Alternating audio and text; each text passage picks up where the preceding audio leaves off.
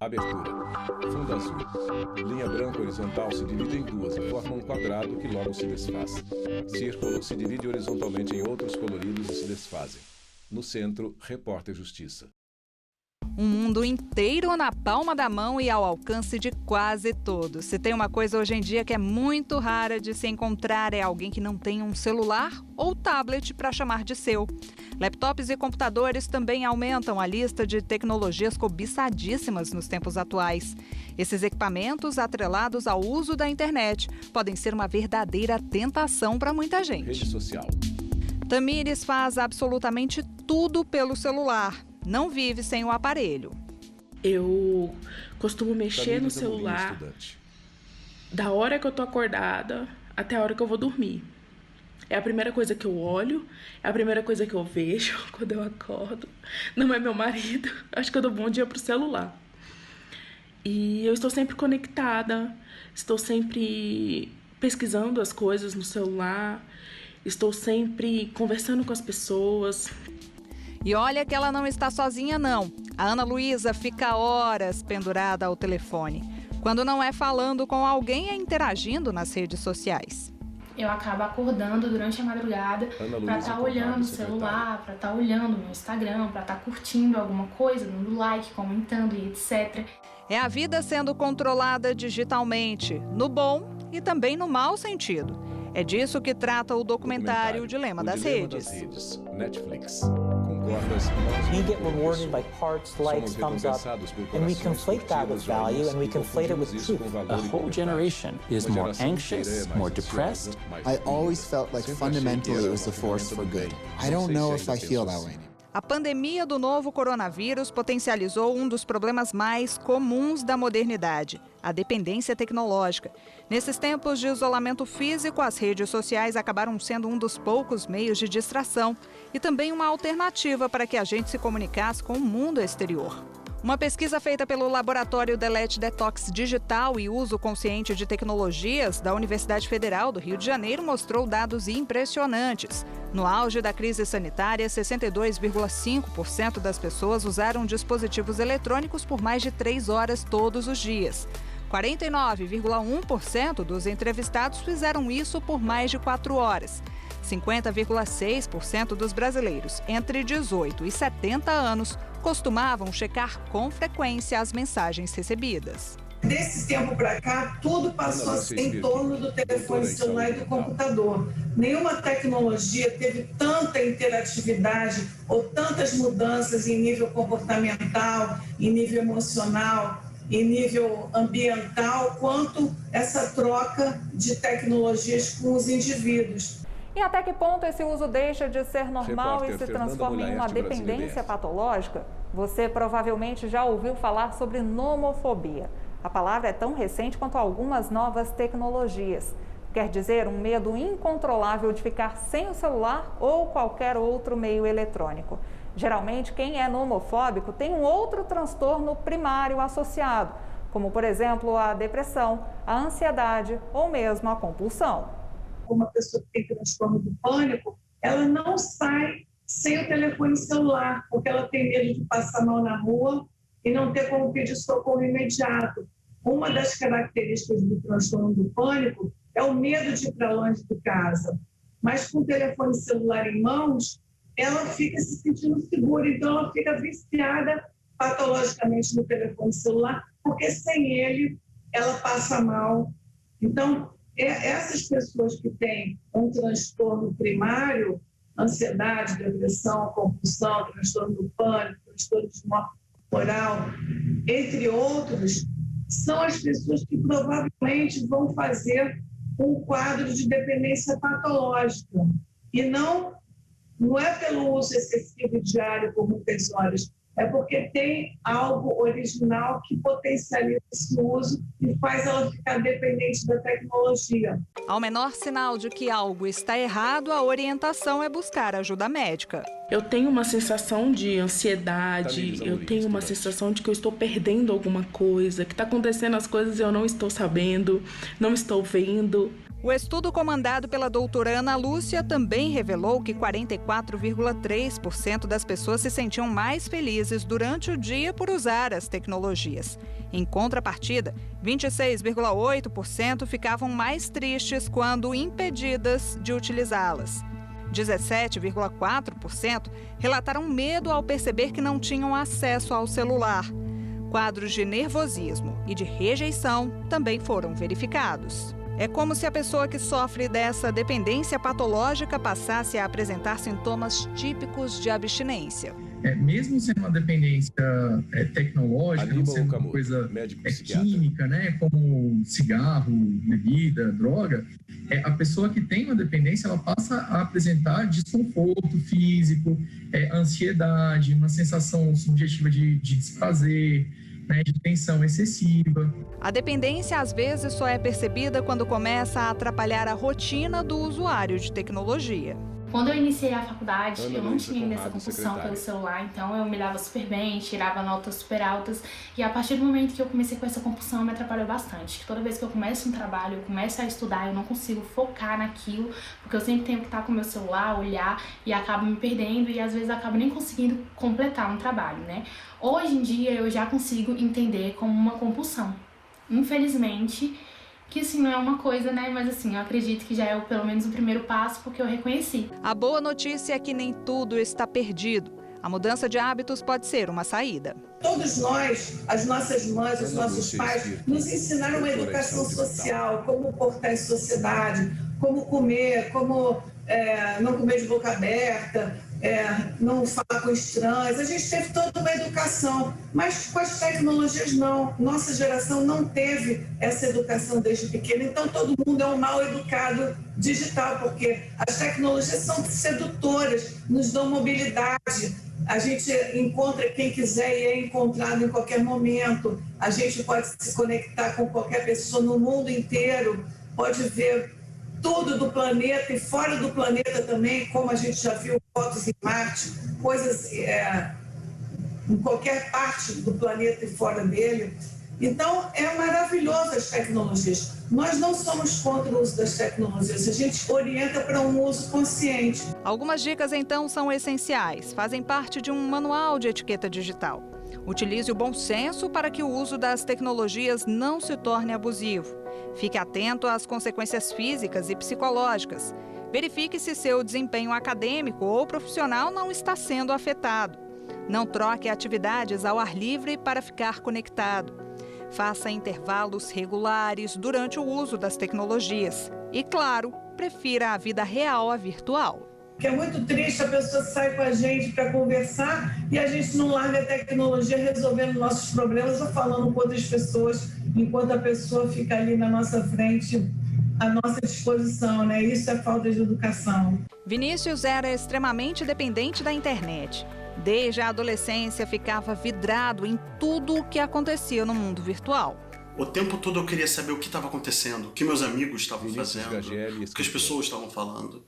E se tornou um vício tão grande que eu não lia mais jornal, eu não ligava mais para as pessoas, ligar por telefone. Eu, quando queria mandar mensagem, mandava pelo Face.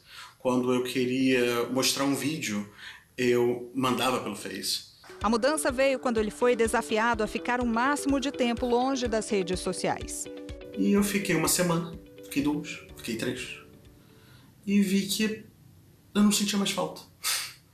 Eu percebi que todo aquele tempo que eu gastava nas redes sociais era o tempo que eu poderia estar de fato lendo um livro, que eu poderia estar lendo o jornal para saber o que está acontecendo, que eu poderia estar ligando para os meus amigos, ou sair pessoalmente, presencialmente com eles. E foi aí que eu vi que não tinha mais aquela necessidade. Era como se eu estivesse indo pelo caminho mais fácil, ao invés de ir pelo caminho mais prazeroso. Caminho mais presencial. E desde então eu cancelei minhas redes sociais. Eu não uso redes sociais desde 2016. E é isso. Não sinto absolutamente falta alguma. É fato que a pandemia fez o brasileiro ficar mais conectado. E dá uma olhada na história da Lilian. Se deixar, a professora emenda uma série na outra.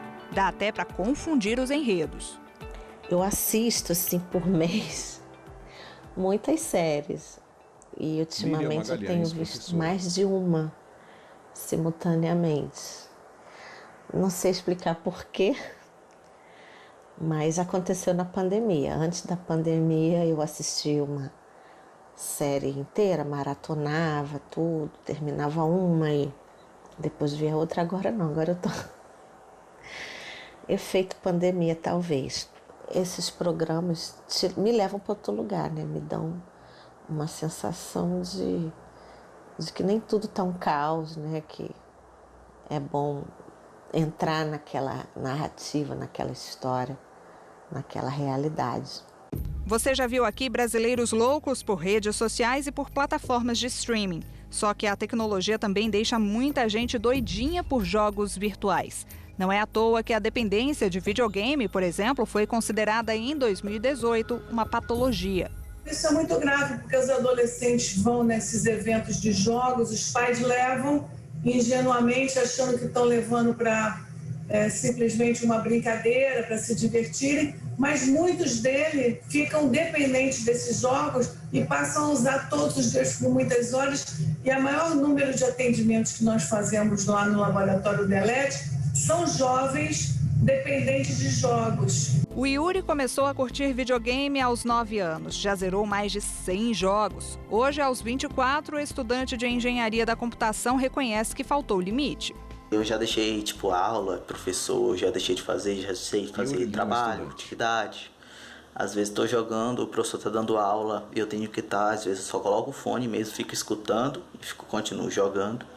Já deixei de sair com amigos, assim, né, para jogar, porque tava um jogo que eu estava muito empolgado com o jogo, então eu já deixei de sair também com amigos.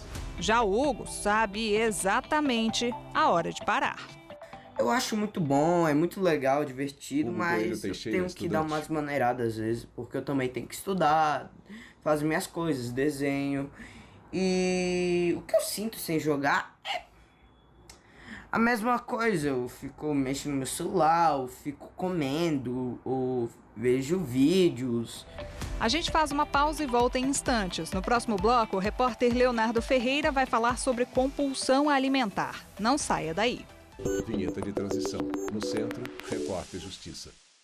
Vinheta de transição. No centro, repórter Justiça. Que atire a primeira pedra quem nunca exagerou na quantidade de comida. Se isso acontece de vez em quando, não há motivo para preocupação. Mas quando comer em excesso vira hábito, é hora de acender o sinal de alerta. Marcos passou a vida inteira lutando contra a balança. No final da tarde para a noite, eu sempre sentia muita vontade de comer coisas muito calóricas e acabava comendo pizza, doces, todo tipo de carboidrato. Então eu resolvi ir atrás de auxílio médico para tentar ver o que poderia fazer, e o psiquiatra que fez o diagnóstico da compulsão alimentar. O psiquiatra me receita medicamentos para tentar inibir a apetite. O nutricionista me auxilia na minha reeducação alimentar, e principalmente o psicólogo me ajuda na parte comportamental e também na parte investigativa para tentar descobrir qual foi a causa dessa compulsão alimentar. Uma pessoa que tem esse transtorno se alimenta mesmo sem apetite, em grandes quantidades e em curtos intervalos de tempo. E detalhe, não consegue distinguir fome de saciedade. São pessoas que têm um descontrole total sobre a alimentação, elas passam a não ter uma sinalização de saciedade no organismo funcionando, e por isso elas comem sem ter parada, sem conseguir parar. Com medo de ganhar peso, Priscila forçava o vômito logo após as refeições. E aí quando você vomita, ou quando você faz jejum muito longo, ou quando você se restringe demais uma dieta, o teu corpo manda um sinal que você está faltando nutrientes, não está comendo o suficiente, enfim. E aí é quando a compulsão acontece, né? A cada episódio de bulimia, a escritora se sentia culpada, era um ciclo sem fim. Chegaram a pensar que eu era cleptomaníaca, porque eu não conseguia parar de comer, eu morria de vergonha, até de um namorado meu. E aí eu comia as coisas da casa dele e escondia a embalagem no lixo do vizinho. E aí ele falava, nossa, sumiu, né, esses sucrilhos, o leite. Eu falei, não, você não comprou. E aí ele achava que eu tinha problema, que eu roubava comida, mas na verdade é que a compulsão, né, ela é quase como... ela é praticamente um vício, esse é o sentimento, né, como se fosse uma droga, uma coisa completamente que você não tem controle. Graças à ajuda médica, ela venceu a bulimia e a compulsão alimentar e virou terapeuta especializada nesses transtornos. Priscila já publicou 2 livros e criou um grupo para ajudar quem enfrenta a mesma batalha. Identificar a obsessão por comida não é tão simples assim. O distúrbio não escolhe gênero, idade, classe social ou estrutura física. Nem todo mundo que tem, né, um quadro de sobrepeso, de obesidade, necessariamente vai ter especificamente o diagnóstico de compulsão alimentar, tá? Às vezes a pessoa, assim, não tem especificamente compulsão alimentar no sentido estrito, né, do diagnóstico, mas ela pode ter ali um transtorno alimentar que a gente chama de inespecífico, né? No caso, aí, assim, ter comportamentos, às vezes, de beliscar muito, de ingerir comida de uma forma excessiva. Para alguns especialistas, a compulsão alimentar é um problema de saúde pública. A gente sabe que o comer compulsivo acaba levando a questão, né, da obesidade mórbida. E com a obesidade mórbida, todas as suas consequências negativas, dificuldade de mobilidade, problemas de aumento do risco cardiovascular, aumento do risco de cânceres. Tem uma série de desvantagens, né, de ter esses transtornos. Profissionais da saúde de vários países utilizam um questionário que identifica casos de compulsão alimentar. A ferramenta foi traduzida para o português pela Universidade Federal de Minas Gerais e Dr. Frederico coordena a pesquisa. As perguntas são: você provoca vômito quando está se sentindo desconfortavelmente cheio? Você se preocupa por ter perdido o controle do quanto você come? Você perdeu recentemente mais de 5 quilos em um período de 3 meses? Você acredita estar gordo apesar das outras pessoas dizerem que você está muito magro? Você diria que a comida domina a sua vida? E as pessoas que respondem positivamente a 2 ou mais questões têm uma chance, né, de 85% de ter um transtorno alimentar.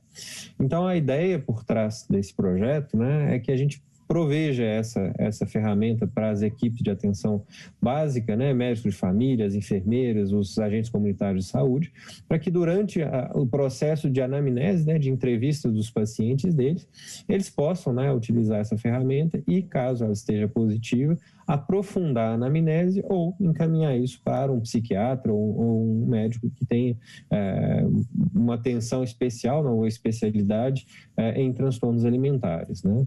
Tem muita gente por aí que costuma dizer que é chocólatra ou viciada em doces. Mas para quem sofre de distúrbio alimentar, a vontade incontrolável de devorar essas guloseimas pode ser o reflexo de um problema bem mais sério. Pode ser um bolo, pode ser uma bolacha, pode ser qualquer coisa doce que nesse momento preencha aquele vazio que a pessoa está sentindo. Maria sempre gostou de doce e comia porções bem generosas no período da tensão pré-menstrual. Quando entrou na menopausa, viu esse consumo aumentar. Para mim, por exemplo, a manga é uma fruta que, se na minha casa se compra manga para a família toda e no supermercado você compra 5 mangas, eu não posso ter a manga. As chances de que eu coma 5 mangas são altíssimas. Então, eu já sei hasta onde eu posso chegar, com que eu me posso expor e em onde eu tenho que dar um passo para trás.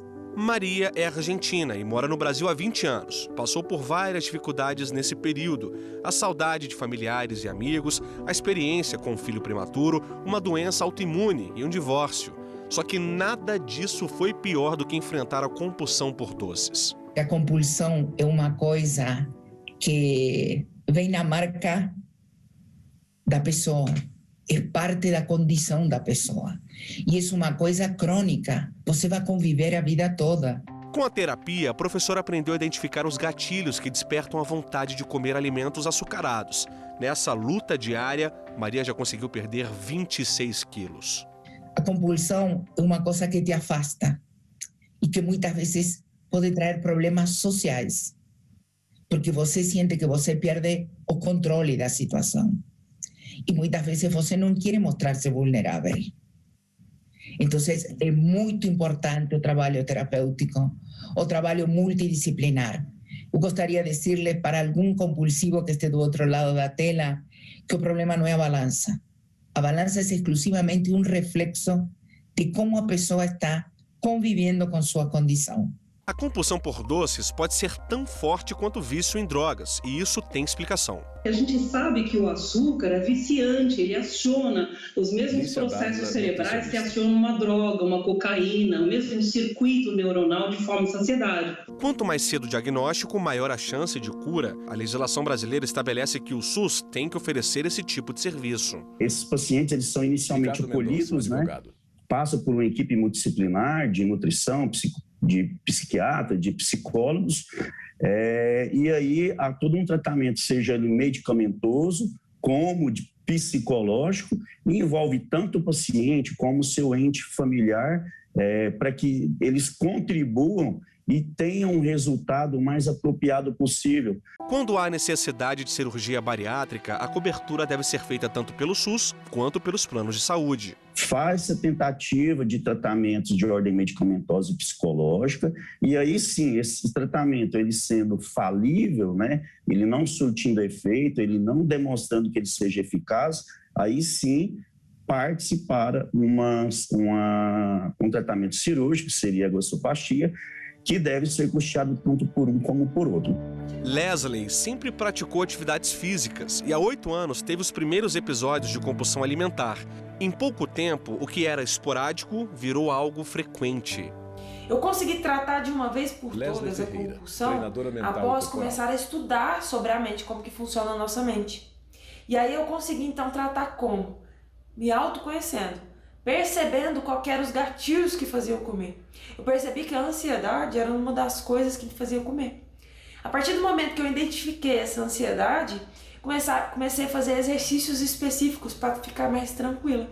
A treinadora enfrentou o problema e hoje mostra a outras pessoas que o corpo e a mente estão interligados na batalha contra esses transtornos. A partir do momento que eu entendi que o que estava impedindo muitas pessoas de cuidarem da sua saúde, de emagrecer, era uma compulsão alimentar, era um comportamento, um desequilíbrio alimentar. Eu comecei a estudar essa área, fiz todas as formações em programação neurolinguística, comecei a atender pessoas e obtive muito resultado reprogramando a mente, olhando e percebendo qual que é a raiz do problema. No próximo bloco, vamos mostrar outros tipos de dependência. Você vai conhecer pessoas que sentem prazer apostando, comprando em excesso e trabalhando sem hora para descansar. Não saia daí que a gente volta já. Vinheta de transição. No centro, Repórter Justiça. Vinheta de transição. No centro, Repórter Justiça. Você já viu aqui no Repórter Justiça que a dependência tecnológica aumentou com a pandemia e, se não controlada, vira patologia. Também mostramos quando o ato de comer descontroladamente passa a ser classificado como distúrbio.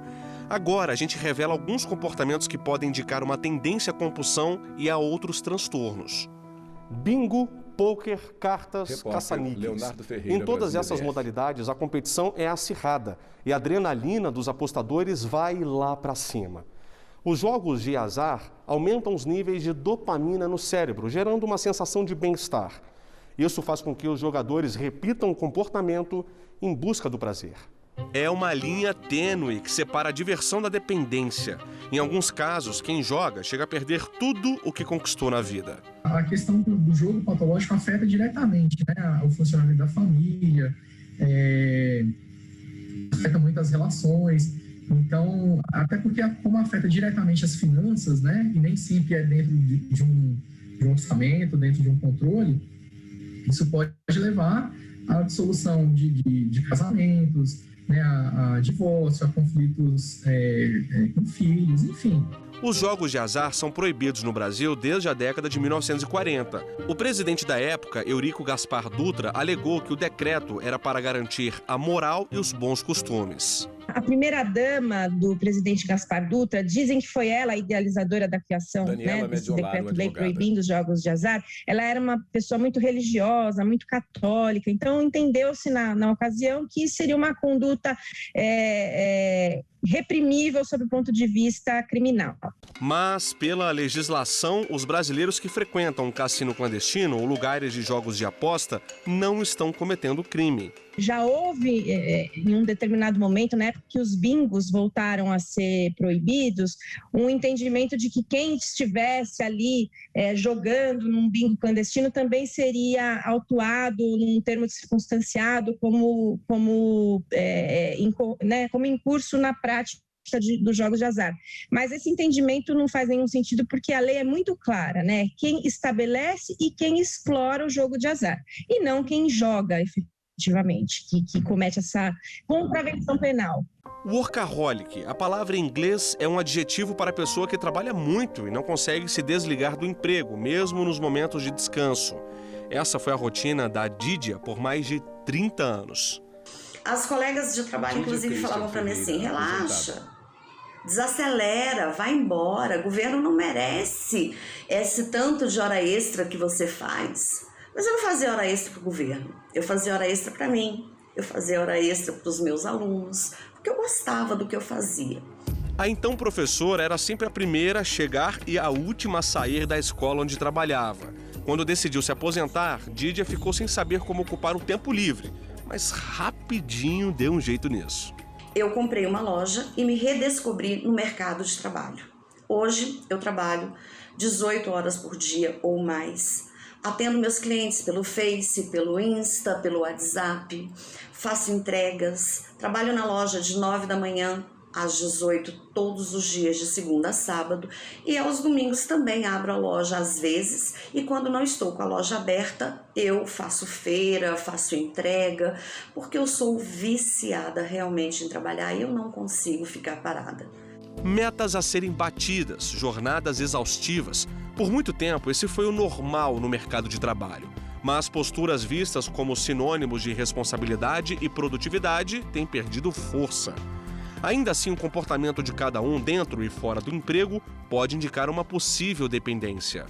É do trabalho que ela quer sentir prazer, é do trabalho que ela quer ter os resultados, os aplausos. E aí começa, né, o que a pessoa mais queria, né, que era se dedicar à carreira, né, para ter um brilho, né, para ter um destaque. Ela começa a exigir tanto da carreira que a performance dela começa a cair. O segredo é encontrar o equilíbrio. Nós deveríamos utilizar 8 horas, né, para descanso, sono, 8 horas para trabalho e a outra, né, o outro terço, as outras 8 horas para produzir, para cuidar do que nos é importante. Então, essas 8 horas vai ter nossas alimentações, nossa higiene pessoal, cuidar do nosso patrimônio material, cuidar do nosso patrimônio emocional, família, pessoas queridas, vida social, religião, trabalho voluntário. Então, existe uma matemática por trás disso. Buscar ajuda médica é um passo importante no tratamento de uma dependência. Em Brasília, a Luciana viveu vários anos sem conseguir se controlar com as compras. Eu fui entrando em dívida atrás de dívida, não conseguia pagar as parcelas, meu cartão começou a ficar atrasado e aí eu comecei a entrar numa bola de neve e tive que recorrer ao meu pai, graças a Deus que me ajudou, porque foi feio, foi bem... É vergonhoso, né, quando você passa por essas situações, porque você começa a ver o tanto que isso te faz mal. Gastar por impulso, por estar triste ou feliz, comprar para preencher um vazio e não porque um produto desejado estava em promoção. Esses comportamentos indicam que algo não está certo. Começa a se tornar uma coisa mais patológica justamente quando você tem ali a perda do controle, né? Então a pessoa começa a se endividar, ela sai ali do orçamento dela, né? Começa, às vezes, a comprar quantidades cada vez maiores, às vezes sem nenhuma necessidade real, né? E isso fora completamente do contexto, né? Então, assim, é uma questão da compra pela compra. Uma das maiores satisfações do Marcos é sair por aí, carregando sacolas cheias. Ele assume que compra mesmo e sem necessidade. O designer de sobrancelha já deixou até de pagar uma importante conta porque foi seduzido por uma boa oferta. Quando o cartão passa, eu estou comprando. Então, às vezes, assim, eu estou sem fazer nada. Eu entro no site. Nisso que eu entro no site, eu começo a olhar isso daqui, começo a olhar ali. vou adicionando no carrinho, acabo criando uma necessidade que eu não tenho naquele momento e eu acabo comprando. E assim a gente termina o Repórter Justiça desta semana. Já segue o nosso perfil no Instagram, é o TV Justiça Oficial. No YouTube, o canal é o mesmo. Se quiser entrar em contato com a nossa produção, o e-mail é o reporterjustiça@stf.jus.br. Até a próxima. Produção Marcela Luiza e Itaí Edição de texto Fernanda Mulaerte. Cabelo e maquiagem Eliane Neres. Figurino Tabita Luiz. Cenografia Jefferson Martins e Lázaro Filho. Assistência técnica Luiz Melo e Paulo Paz. Edição e pós-produção de Itaí. Fotografismo e Lucas. Audiodescrição visual. Narração e transmissão. Núcleo de programação radioável. Núcleo técnico Fábio Gomes. Núcleo de produção de programas Flávio Soledade. Supervisão, Coordenadoria de Gestão da TV e Rádio Justiça e Secretaria de Comunicação Social STF. Realização TV Justiça Essencial 2021.